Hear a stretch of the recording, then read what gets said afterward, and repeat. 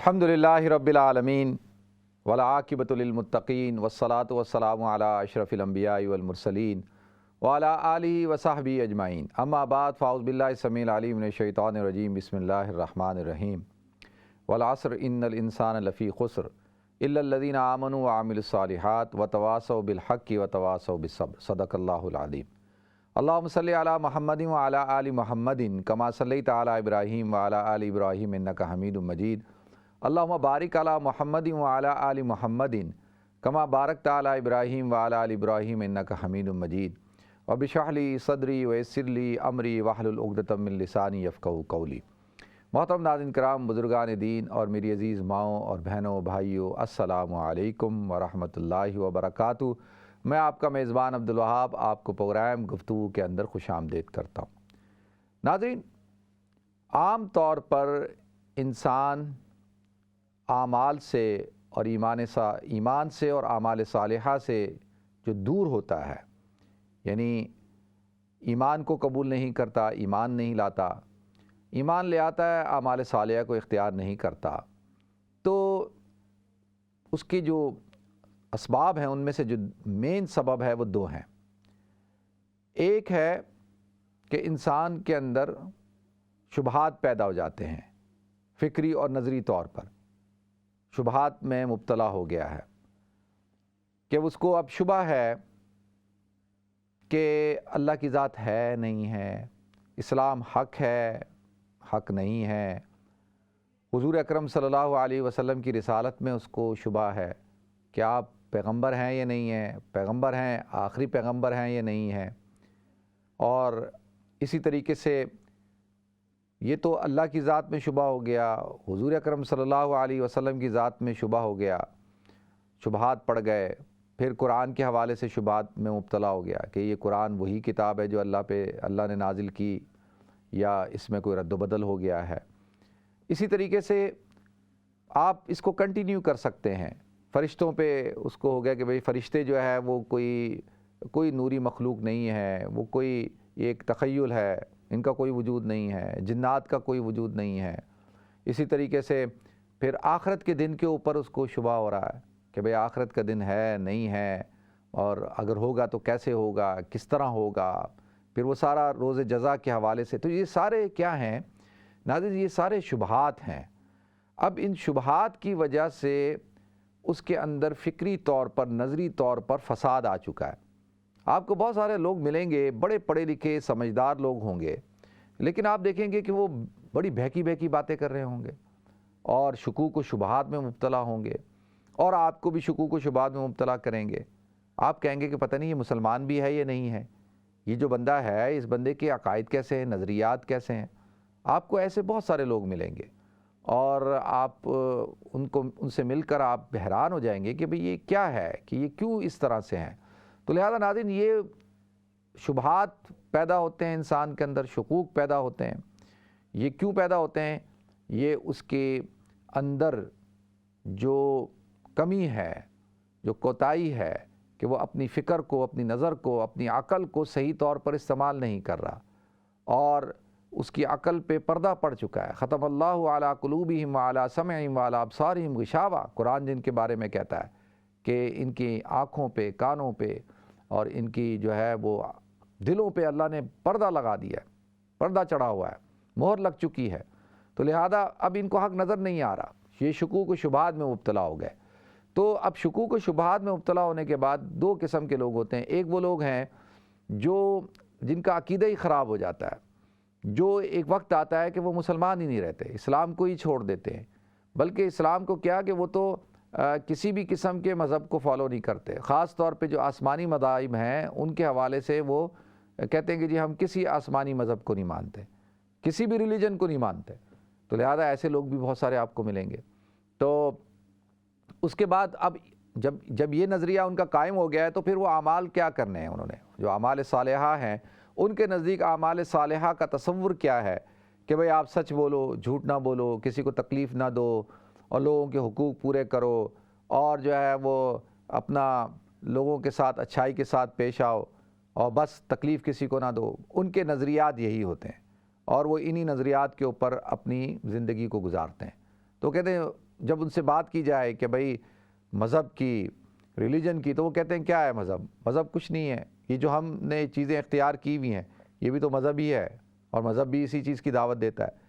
لیکن اللہ رب العزت کی ذات پر بلیو، اور اس کی کتابوں پر، اس کے رسولوں پر، اور آخرت کے دن کے اوپر ان کا کوئی بلیو نہیں ہوتا۔ وہ کہتے ہیں بس دنیا ہی ہے، یہاں جیسا کرو گے ویسا بھرو گے، یہیں پہ بس جو کچھ ہے یہیں ہے، مرنے کے بعد ختم ہو جانا ہے۔ تو ایسے لوگ ہمیشہ سے اس کائنات میں رہے ہیں، حضور کے زمانے کے اندر بھی تھے، ہر دور میں ہوتے ہیں۔ تو لہذا ناظرین، یہ ان کی طرف جو اشارہ کیا جا رہا ہے قرآن پاک میں کہ سورہ عصر میں وَتَوَاصَوْا بِالْحَقِّ، اب یہاں پہ ان کو حق کی آپ تبلیغ کریں، وصیت کریں۔ یہ جو تواصو ہے یہ نکلا ہے وصیت سے، اور وصیت کا مطلب کیا ہوتا ہے کہ کسی کو آپ تاکید کریں، نصیحت کریں، یعنی بہت زیادہ اس کے خیر خواہ ہوتے ہوئے اور اس بات کی اہمیت کو بیان کرتے ہوئے آپ اس کو نصیحت کر رہے ہیں، اس کو آپ تاکید کر رہے ہیں، اس کو آپ کوئی پیغام دے رہے ہیں۔ اس لیے جو شخص انتقال کرنے والا ہوتا ہے اس کی جو آخری گفتگو ہوتی ہے تو اس کو کیا کہا جاتا ہے؟ اس کو وصیت کہا جاتا ہے۔ قرآن پاک میں بھی اللہ رب العزت نے جگہ جگہ اس بات کو ارشاد فرمایا، یوصیکم اللہ فی اولادکم، اللہ تعالیٰ تمہیں وصیت کرتا ہے تمہاری اولادوں کے بارے میں۔ تو کیا ہے؟ نصیحت کرنا، تاکید کرنا خیرخواہی کے جذبے کے ساتھ۔ یہ وصیت جو ہوتی ہے خیرخواہی کے جذبے کے ساتھ ہوتی ہے۔ تو ایسے لوگوں کے بارے میں بیان کر دیا کہ وَتَوَاصَوْا بِالْحَقِّ، اب آپ نے ان کو حق کی دعوت دینی ہے۔ حق کس چیز کا نام ہے؟ حق جو ہے وہ علم کا نام ہے اور عقیدے کا نام ہے۔ اب آپ کی ذمہ داری ہے کہ آپ ایسے لوگوں کی علمی تربیت کریں، ان کے ساتھ جو ہے علمی مذاکرہ کریں، آپ ان کے ساتھ گفتگو کریں، ان کے ساتھ جو ہے ڈسکس کریں کہ بھئی آپ کے شکوک و شبہات کیا ہیں۔ جو شکوک و شبہات وہ پیش کریں آپ ان کا جواب دیں، آپ ان کو اس حوالے سے وتواصوا بالحق نصیحت کریں، آپ ان کو جو ہے وہ خیر خواہی کے جذبے کے ساتھ ان کے ساتھ جو ہے مکالمہ کریں، ان کو سمجھائیں۔ ایسے لوگوں سے لڑنے کی ضرورت نہیں ہے۔ ایسے لوگوں کو یہ کہنے کی ضرورت کہ تم گمراہ ہو، تم کافر ہو، تم بھٹکے ہوئے ہو، تم اس کو برا بلا کہنا، تو ایسا نہیں۔ اس کو وصیت، قرآن نے کہا وتواصوا بالحق۔ یہاں پر حق کا معاملہ کس حوالے سے ہے؟ دیکھیں، ایک تو حق ہوتا ہے نا باطل کے مقابلے میں، قل جاء الحق وزہق الباطل، جب حق آتا ہے باطل جو ہے وہ چلا جاتا ہے۔ تو لہذا یہاں پہ حق سے مراد یہ ہے کہ جو اس کے اندر شبہات پیدا ہو چکے ہیں، اس کے اندر جو عقائد کی خرابی پیدا ہو چکی ہے، جو علمی جو اس کے اندر خرابی پیدا ہو چکی ہے، اس کی نظر اور اس کی فکر کے اندر، اس کی اصلاح کریں۔ اور یہ کام کس کا ہے؟ یہ کام علماء کرام کا ہے۔ یہ کام کس کا ہے؟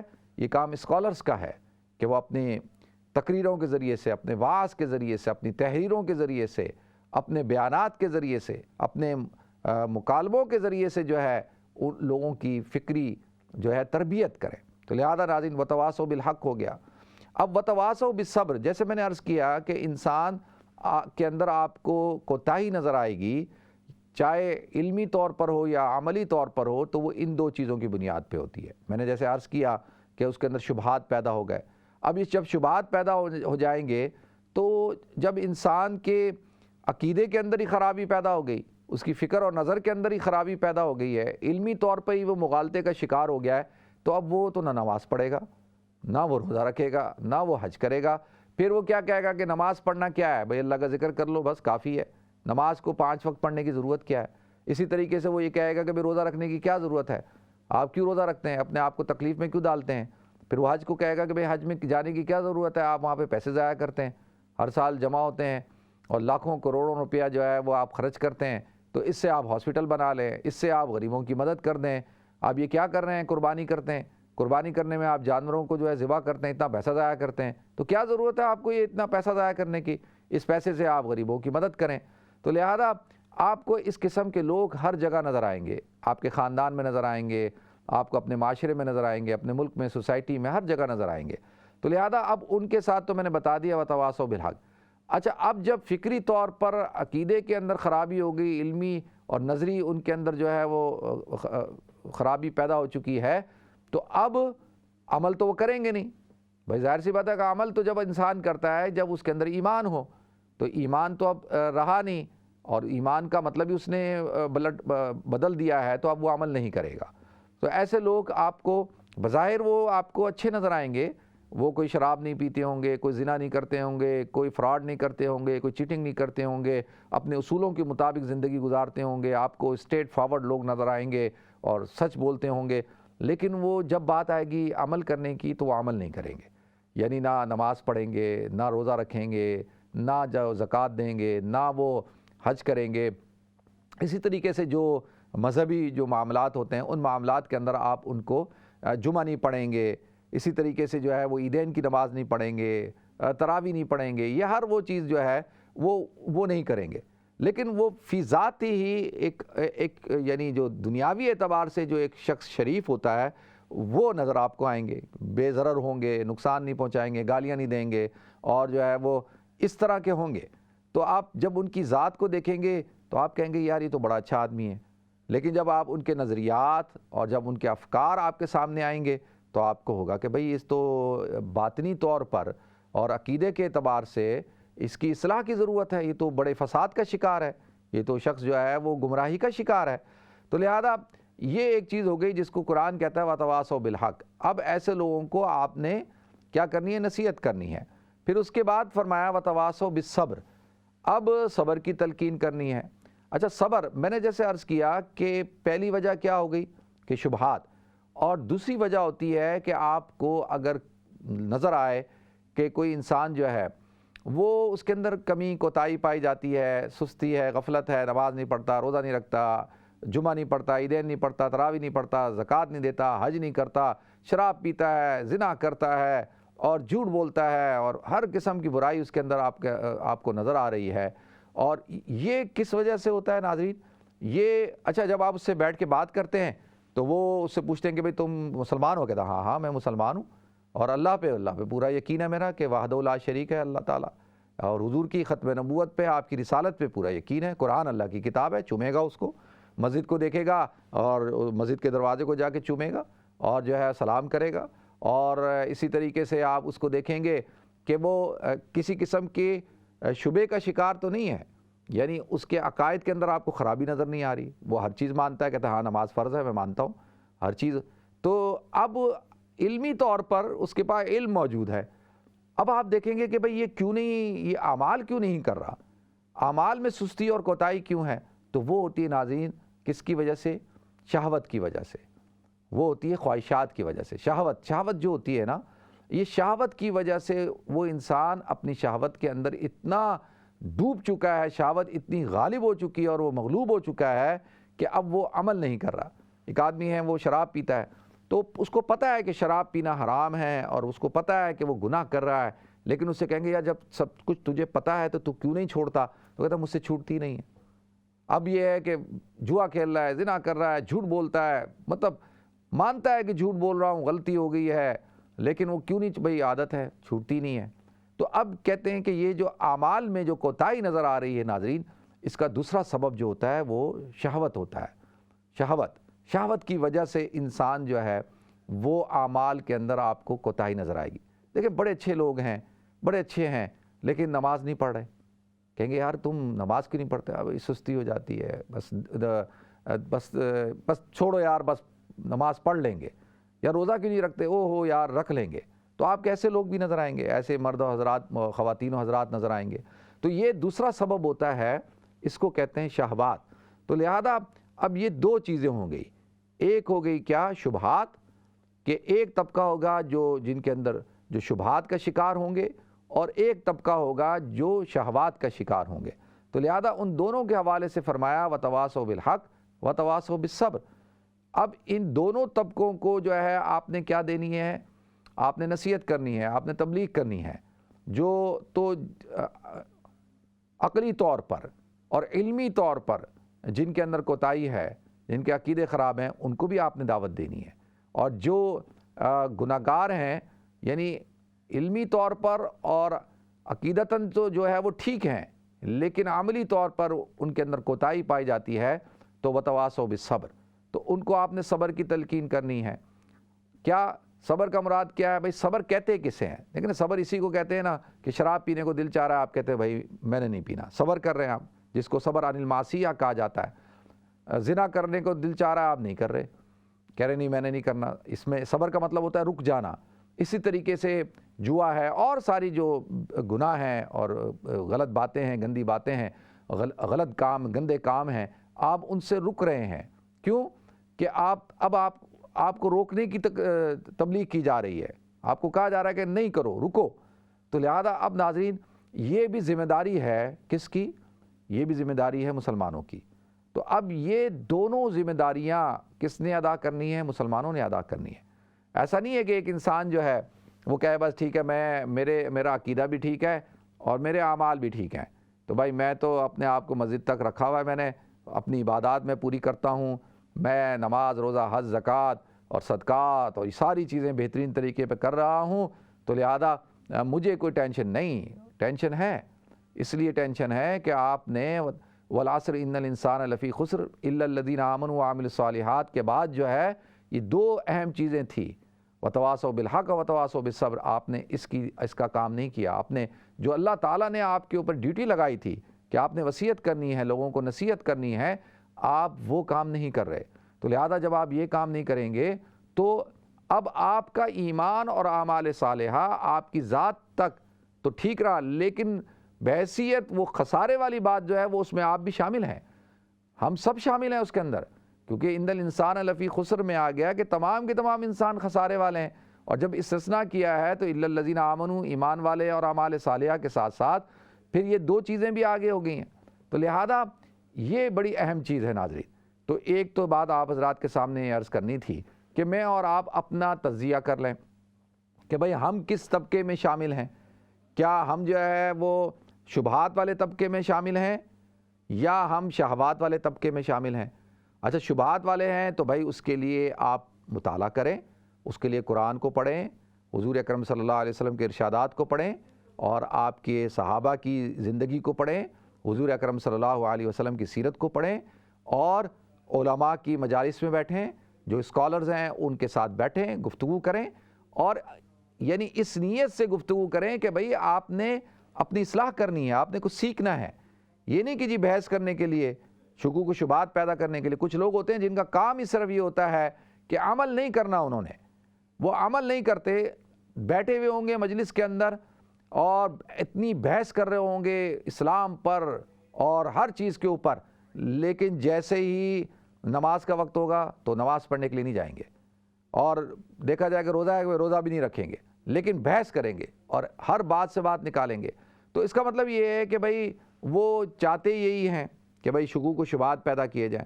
اکثر آپ جب ہم جاتے ہیں، بیانات کرتے ہیں، محفلوں میں بیٹھتے ہیں، تو کچھ لوگ ایسے ہوتے ہیں جن کا کام یہی ہوتا ہے کہ وہ صرف شکوک و شبہات پیدا کریں، ایسی سوالات پوچھیں جن کا نہ سر ہوتا ہے نہ ان کا کوئی پیر ہوتا ہے۔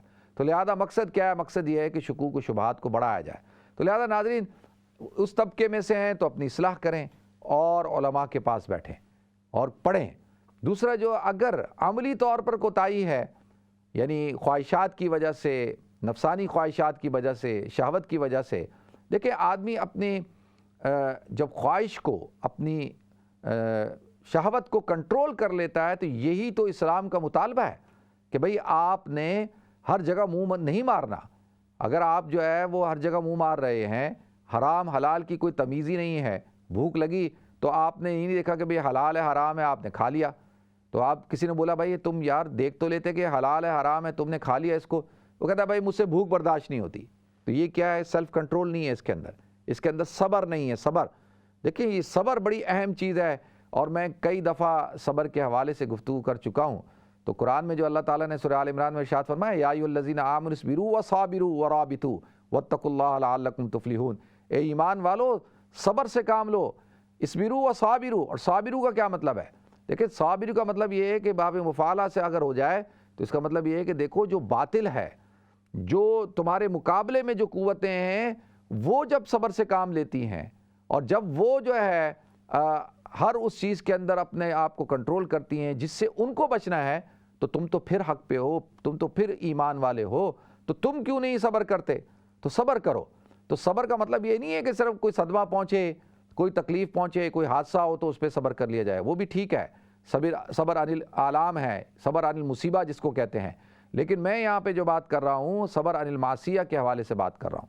تو یہاں پہ اللہ فرماتے ہیں وَرَابِطُوا، اور رابط کو مطلب کیا ہے کہ چوکیداری کرو.